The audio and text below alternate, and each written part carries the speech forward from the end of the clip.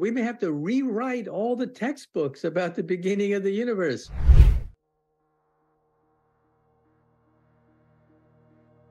Salah satu misteri galaksi kita dan yang lainnya adalah gugus bola. Pengelompokan padat hingga sejuta bintang. Gugus bintang paling masif dan tertua di alam semesta yang diketahui. Penggemar astronomi pasti tahu betapa indahnya pemandangan ini jika dilihat melalui teleskop kecil sekalipun. Jika Anda tinggal di belahan bumi utara, di musim panas, Anda dapat melihat peninggalan kuno muncul di sepanjang lengan spiral Orion.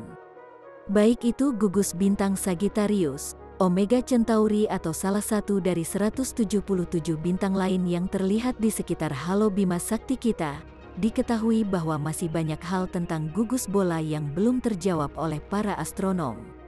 Apakah mereka? Dari mana mereka berasal? Jawaban telah menghindari para astronom selama berabad-abad, tetapi gambar baru oleh teleskop luar angkasa James Webb akhirnya bisa memecahkan misteri gugus kuno ini. Sebuah teori yang jika benar, dapat memberikan pukulan lain pada model kosmologis kita. Menurut sebuah makalah penelitian yang diterbitkan dalam Astronomi dan Astrofisika, para peneliti mengklaim telah menemukan jejak kimiawi pertama dari bintang supermasif dalam gugus protoglobular yang ada sekitar 440 juta tahun setelah Big Bang. Bintang-bintang supermasif ini luar biasa besar, sekitar 5,000 hingga 10,000 kali lebih masif dan 5 kali lebih panas dari matahari kita. Menemukan jejak bintang semacam itu diperumit oleh fakta bahwa bintang supermasif terbakar dengan cepat dan mati muda. Tidak seperti gugus bola. Gugus bola berusia antara 10 dan 13 miliar tahun, sedangkan umur maksimum bintang-bintang adalah 2 juta tahun. Oleh karena itu mereka menghilang sangat awal dari klaster yang saat ini dapat diamati. Hanya jejak tidak langsung yang tersisa. Salah satu gambar James Webb tentang salah satu galaksi terjauh dan termuda yang diketahui hingga saat ini di alam semesta kita, adalah Gunung Z11 yang pertama kali diidentifikasi pada tahun 2016 oleh Hubble dan Observatorium Keck. Umurnya beberapa puluh juta tahun. Cahayanya menunjukkan tingkat nitrogen yang sangat tinggi, yang menurut penulis hanya dapat dijelaskan dengan pembakaran hidrogen pada suhu yang sangat tinggi. Gunung Z11 juga memiliki kerapatan bintang yang sangat tinggi. Ini semua menunjukkan bahwa gugus bola terbentuk di dalam sementara bintang supermasif masih ada. Ini adalah petunjuk menggiurkan tentang asal-usul gumpalan bintang kuno ini. Cosmic Dawn kini mulai terlihat seperti sore kosmik yang cerah penuh kemungkinan. Dan dengan setiap hari baru, tampaknya klaim tentang galaksi paling awal yang diketahui, yang memecahkan rekor akan muncul dari satu kelompok penelitian atau lainnya. Dalam minggu-minggu dan bulan-bulan setelah temuan Webb tentang galaksi-galaksi awal yang sangat matang, ahli teori buta dan pengamat sama-sama berebut untuk menjelaskannya. The James Webb Telescope has identified 6 galaxies that exist 500 million years after the Big Bang that are up to 10 times bigger than the Milky Way galaxy. Mungkinkah perkumpulan galaksi-galaksi awal yang sangat besar dan terang adalah ilusi? Mungkin karena kekurangan dalam analisis pengamatan awal teleskop? Jika asli, dapatkah mereka dijelaskan dengan model kosmologis standar? Atau, mungkin saja, apakah itu petunjuk pertama bahwa alam semesta lebih aneh dan lebih kompleks daripada yang diperkirakan oleh teori kita yang paling berani sekalipun? Yang dipertaruhkan adalah pemahaman kita tentang bagaimana alam semesta teratur yang kita kenal muncul dari kekacauan primordial. Pengungkapan lanjutan James Webb dapat diatur untuk menulis ulang bab pembuka sejarah kosmik, yang tidak hanya menyangkut galaksi jauh dan jauh, tetapi juga keberadaan kita di sini, di Bima Sakti yang kita kenal. Saat cahaya dari galaksi yang sangat jauh bergerak melintasi jurang kosmik, ia diregangkan oleh perluasan alam semesta, perluasan panjang gelombang yang dikenal sebagai pergeseran merah. Semakin tinggi nilai redshift, semakin banyak peregangan yang dialami cahaya, dan dengan demikian jarak galaksi sumbernya akan semakin jauh. Pergeseran merah untuk galaksi-galaksi awal sangat tinggi sehingga cahaya tampak yang dipancarkan telah merentang menjadi inframerah saat tiba di teleskop kita.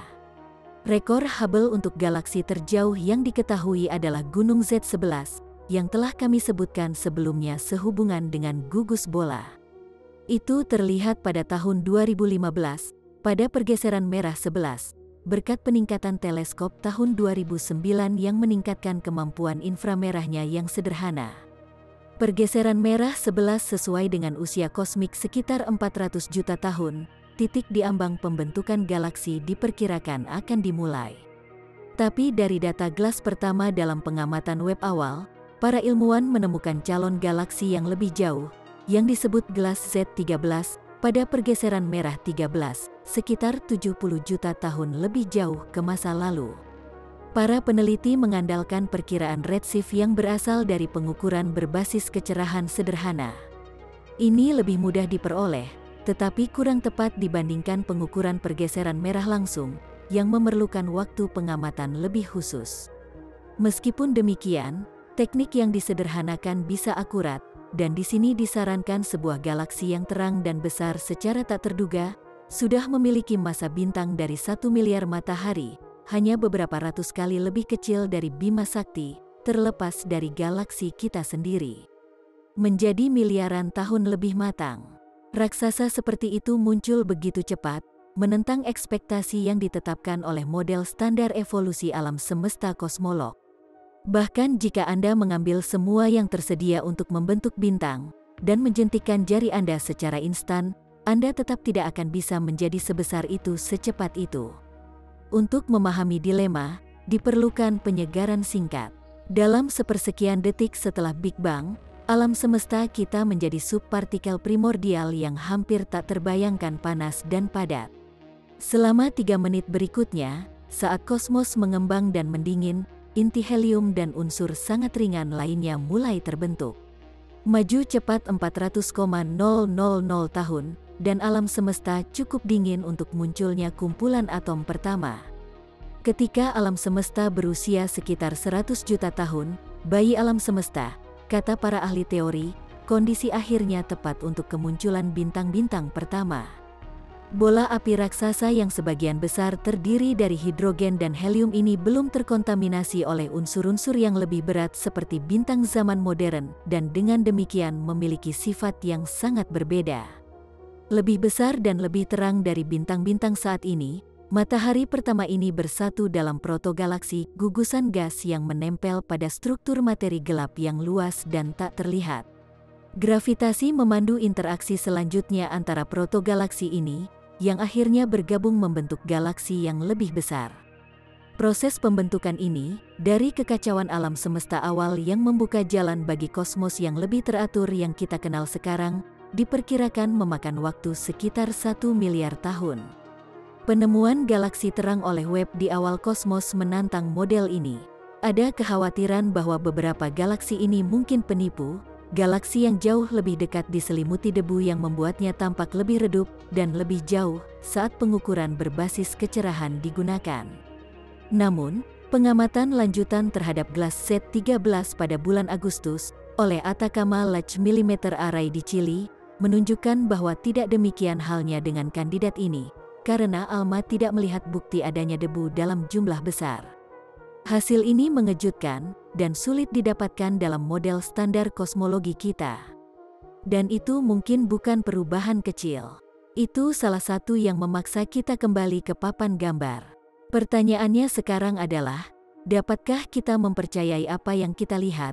Apakah sudah waktunya untuk menilai kembali pemahaman kita tentang fajar waktu? Teori Big Bang, atau terlalu dini untuk mematahkan kosmologi saat ini? Seperti yang dikatakan oleh ilmuwan ESA Mark McCagrean, Anda membuat mesin ini bukan untuk mengonfirmasi paradigma, tetapi untuk mematahkannya. Saya kira apa yang belum kita ketahui adalah bagaimana itu akan rusak, tetapi sekali lagi, apa yang saya ketahui? Bagaimana menurutmu? Tinggalkan komentar Anda di bawah, dan jangan lupa untuk berlangganan Orbit Bahasa.